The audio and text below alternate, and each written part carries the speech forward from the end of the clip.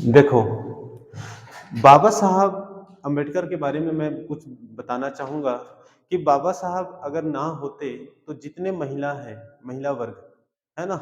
और जितने निम्न वर्ग हैं या दलित वर्ग है, उनका जीवन बहुत ही दयनीय होता, है ना? तो भारत के संविधान निर्माता डॉक्टर बाबा साहब अम्बेडकर जो हैं, हम सभी के लिए क्या है, एक भगवान की तरह है। समझ रहे हो? तो इनके बारे में मैं कुछ चीज़ें बताना चाहूँगा कि कैसे इनका जीवन कटा है और कैसे इन्होंने अपने जीवन को सफल बनाया ताकि आने वाले पीढ़ी जो है एक अच्छा दिन देख सके, है ना? उनके साथ किसी प्रकार का अन्याय ना हो सके, तो मैं कुछ चीज़ें बताना चाहूँगा। बाबा साहब अम्बेडकर जी का जो जन्म हुआ था, वो कब हुआ है? जन्म याद रखो, कब हुआ है? 14 अप्रैल, है ना, 1891 को हुआ है। समझ में आया ना? कहाँ हुआ है? तो याद रखना, महाराष्ट्र के महू नामक जगह पे हुआ था। समझ में आया ना? क्लियर है? इनके जो पिता थे, सकपाल जी, पिता पिता सकपाल, है ना,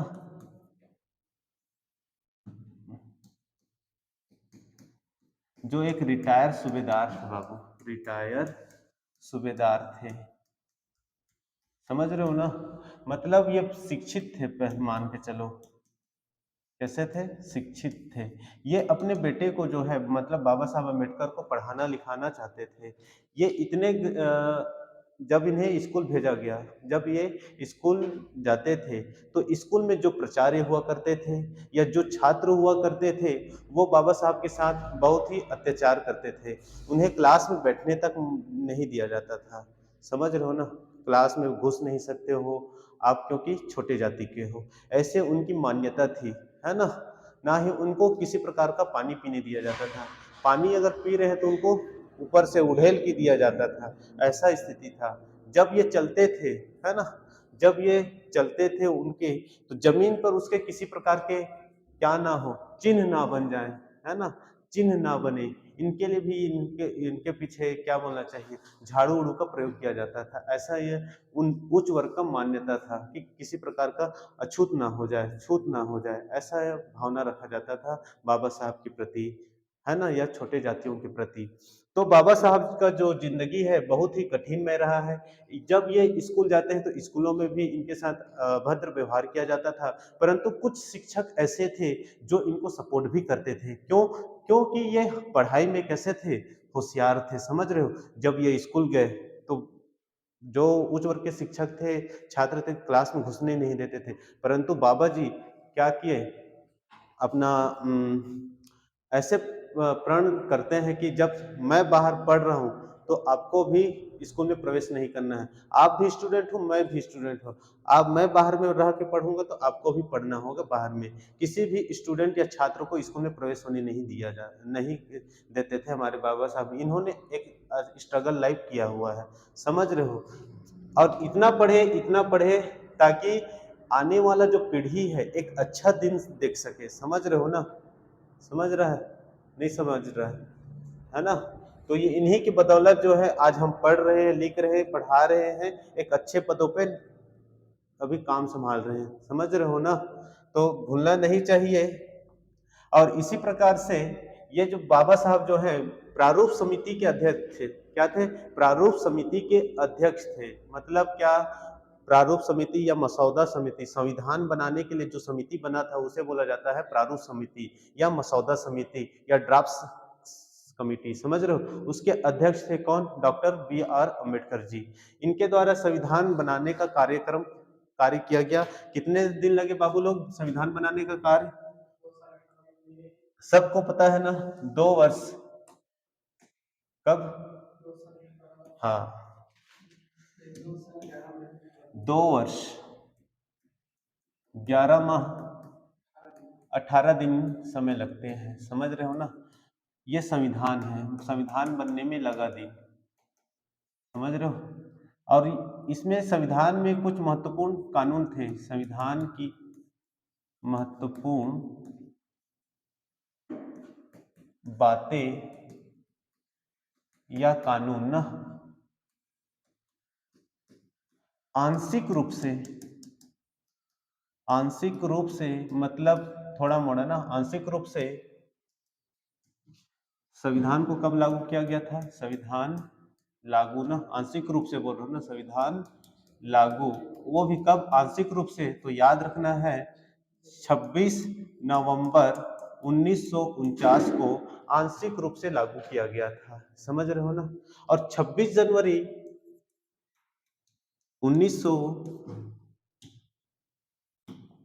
1950 को संविधान को, है ना, पूरी तरीके से या पूर्ण रूप से लागू किया गया बाबू लोग, है ना। तब से भारत में क्या मनाया गया बाबू? गणतंत्र दिवस मनाने का कार्यक्रम चालू हो जाता है। क्लियर है? नहीं है? गणतंत्र दिवस मनाने का कार्यक्रम चालू हो गया। और गणतंत्र दिवस याद रखो, पहला नंबर का गणतंत्र दिवस क्या, पहला नंबर का गणतंत्र दिवस कब मनाया गया? पहला नंबर का गणतंत्र दिवस याद रखना 26 जनवरी 1950 को मनाया गया। इस समय जो राष्ट्रपति थे वो कौन थे? डॉक्टर राजेंद्र प्रसाद। समझ में आया ना? कहां पर यह प्रोग्राम आयोजित हुआ था, मतलब गणतंत्र दिवस कहां मनाया गया? तो याद रखना है दिल्ली में एक मैदान मिलेगा, दिल्ली में एक मैदान है जिसका नाम क्या है? इरविन मैदान। क्या? इरविन मैदान। समझ रहे हो ना? क्लियर है? नेक्स्ट याद रखना सेकेंड पॉइंट याद रखना, आज 26 जनवरी 2024 है, तो अभी का जो गणतंत्र दिवस है वो कौन से क्रम का है? 75वें नंबर का गणतंत्र दिवस है। कौन सा क्रम का है? 75वें नंबर का गणतंत्र दिवस है। समझ में आया ना? इस 75वें नंबर के गणतंत्र दिवस में मुख्य अतिथि किसे बनाया गया है? यूरोप महाद्वीप का एक देश है, यूरोप महाद्वीप, है ना, के का एक देश जिसका नाम क्या है? फ्रांस। क्या है बाबू? फ्रांस, है ना। तो फ्रांस के राष्ट्रपति इमानुएल मैक्रॉन, है ना। फ्रांस के राष्ट्रपति इमानुएल मैक्रोन को मुख्य अतिथि के तौर पे आमंत्रित किया गया है पहली बार, अभी 2024 में, है ना। नेक्स्ट याद रखना है क्या कि इसके अतिरिक्त और किसे अतिथि बनाया गया है? तो 1500 किसानों को भी विशेष अतिथि के तौर पे आमंत्रित किया गया है, उनके साथ उनके वाइफ को भी आमंत्रित किया गया है। क्लियर है ना? 1500 से अधिक किसानों को या 1500 किसानों को, ताकि वो राष्ट्र पर्व जो होते हैं उनके बारे में जान सके, समझ सके, उनमें अपनी हिस्सेदारी ले सकें। क्लियर है? अभी क्या किया गया है इसी 75वें नंबर के गणतंत्र दिवस में?